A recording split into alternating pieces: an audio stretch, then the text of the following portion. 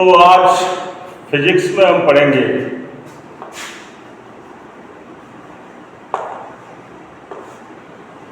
कि तार को खींचने पर उसके प्रतिरोध में परिवर्तन कैसे होता है। तो बहुत सारे इस पर क्वेश्चन पूछे जाते हैं और टॉपिक है कि तार को खींचने पर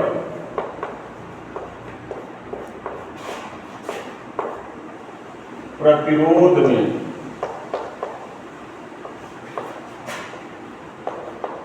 परिवर्तन। तो तार को खींचने पर प्रतिरोध में परिवर्तन। तो बहुत सारे इस पे न्यूमेरिकल क्वेश्चन पूछे जाते हैं ऑब्जेक्टिव, और बहुत सारे प्रतियोगी परीक्षाओं में भी पूछे जाते हैं। जैसे मान लीजिए एक बहुत बढ़िया क्वेश्चन है कि किसी तार की त्रिज्या में 1% की कमी कर देने पर तार के प्रतिरोध में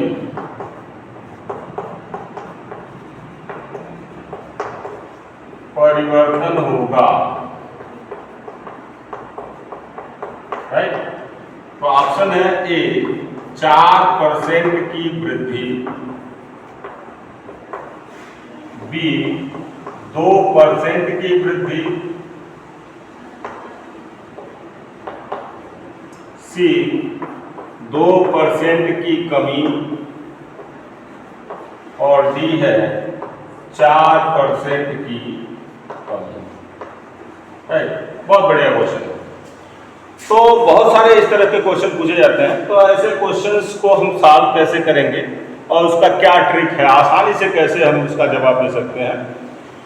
तो आइए जानते हैं कि तार को जब खींचते हैं तो उसका प्रतिरोध कैसे परिवर्तित होता है। ठीक बात है। तो मान लीजिए कोई तार है जिसकी प्रारंभिक लंबाई क्या है, L है, और अनुप्रस्थ क्षेत्रफल क्या है, A है। ठीक, खींचने के बाद लंबाई L डैश हो गया और परिच्छेद क्षेत्रफल कितना हो गया, A डैश।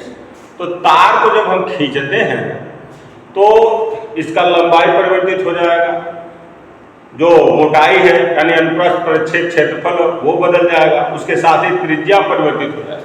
क्या नहीं बदलेगा? तो तार को अगर खींचा जाता है तो क्या नहीं बदलेगा? तो तार का आयतन नहीं बदलता। क्या नहीं बदलता? तार का आयतन। खींचने के बाद जो आयतन होगा वही आयतन क्या होगा, खींचने से पहले होगा। तो खींचने के बाद आयतन क्या हो जाएगा, तो क्षेत्रफल गुणे लंबाई L डैश, और खींचने से पहले क्या हो गया, A × L हो गया। तो इससे आपको मिला कि L dash upon L equal to A upon A dash. ठीक बात है, क्लियर है। अब देखिए खींचने से पहले अगर तार का प्रतिरोध R हो तो आप सूत्र पढ़े R इक्वल टू होता है रो L अपान A। खींचने के बाद मान लीजिए प्रतिरोध क्या हो गया, R डैश, तो R डैश इक्वल टू क्या होगा, रो L dash upon A dash. Clear है। यहां से R डैश अपान R आप निकालोगे तो हो जाएगा L dash upon L into A upon A dash. ठीक है। अब देखिए अगर लंबाई में परिवर्तन किया जा रहा है, इसमें परिवर्तन किया जा रहा है लंबाई में, तो लंबाई में परिवर्तन खाली हो रहा है। अगर क्वेश्चन दिया है कि लंबाई में परिवर्तन किया जा रहा है तो प्रतिरोध कैसे परिवर्तित होगा, तो आप देखिए कि यहाँ से L dash upon L equal to A upon A dash है, यानी A अपान A डैश के जगह भी हम क्या रख सकते हैं, L डैश अपान L।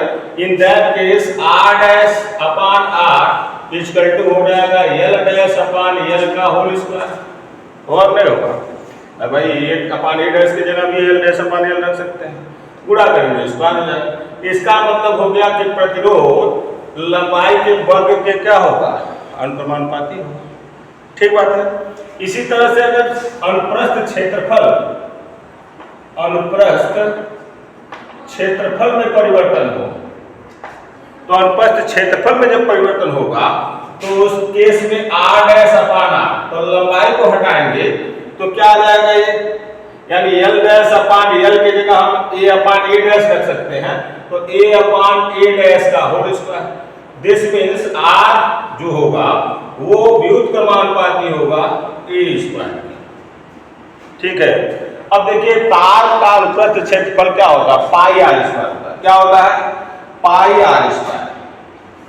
तो तीसरा है कि जब त्रिज्या में परिवर्तन होगा, त्रिज्या में परिवर्तन, तो त्रिज्या में परिवर्तन करेंगे तो एक जगह पाई आर स्क्वायर रखेंगे, तो जो आर होगा वो डिपेंड करेगा आर स्क्वायर का अनुसार, यानी आर टू द पावर क्या होगा 4, यानी जो त्रिज्या के चतुर्थ घात के व्युत्क्रमानुपाती होगा। ठीक है, अब ये जो आया इसी के बेस पे हम इस क्वेश्चन को सॉल्व करेंगे। तो कह रहा है किसी तार की त्रिज्या में 1% की कमी कर देने पर उसके प्रतिरोध में कितना परिवर्तन होगा, कितने परसेंट का परिवर्तन होगा, वृद्धि होगी कि कमी होगी, राइट। तो प्रतिशत वाला सवाल कैसे लगाते हैं, तो इसमें ये सूत्र में कि आर व्युत्क्रमानुपाती है 1/r⁴, तो प्रतिरोध में प्रतिशत वृद्धि या परिवर्तन जो भी होगा तो delta R upon R into 100, और ये क्या हो जाता है 4, जो घात है उसको आगे लिख देते हैं और इसको फिर डेल्टा के साथ delta R upon R into क्या हो गया 100, राइट। तो ये हो गया 4 हुए, और ये आ गया त्रिज्या में प्रतिशत वृद्धि, तो त्रिज्या में प्रतिशत वृद्धि कितना दिया 1, यानी हो गया 4%, राइट। अब 4% आया तो इसमें ऑप्शन देखिए 2 दिया है कि वृद्धि होगी कि कमी होगी। तो आप देखें कि त्रिज्या जो है वो प्रतिरोध के क्या है व्युत्क्रमानुपाती, यानी अगर त्रिज्या आप बढ़ाएंगे तो प्रतिरोध घटेगा, त्रिज्या घटाएंगे तो प्रतिरोध क्या होगा बढ़ेगा। इसका मतलब अगर तार के त्रिज्या में 1% की कमी की जा रही है तो उसके प्रतिरोध में 4% की क्या हो जाएगी, वृद्धि हो जाएगी, राइट। तो इसका जवाब क्या है, ऑप्शन ए सही। समझ में आ गई बात। तो अगर प्रतिशत वाला सवाल लगाना है कि लंबाई में इतने % की वृद्धि कर दी जाए तो प्रतिरोध में कितने % की वृद्धि हो जाएगी, तो लंबाई के केस में देखो क्या हो जाएगा, 2 आगे हो जाएगा डेल्टा एल अपान एल इंटू 100, यानी उसका जो परसेंटेज वृद्धि है वो रख देंगे, यानी लगभग दूना। लेकिन लंबाई के केस में ध्यान रखना है कि जो लंबाई है इसकी वृद्धि यानी 10% से जब कम हो तब ये फॉर्मूला आप अप्लाई कर सकते हैं इस तरह से। 10% से अधिक होने पे जो मान आएगा वो दूना तो आएगा, लेकिन दूना से कुछ अधिक आता है तो उसको सॉल्व करके लगाएंगे, राइट।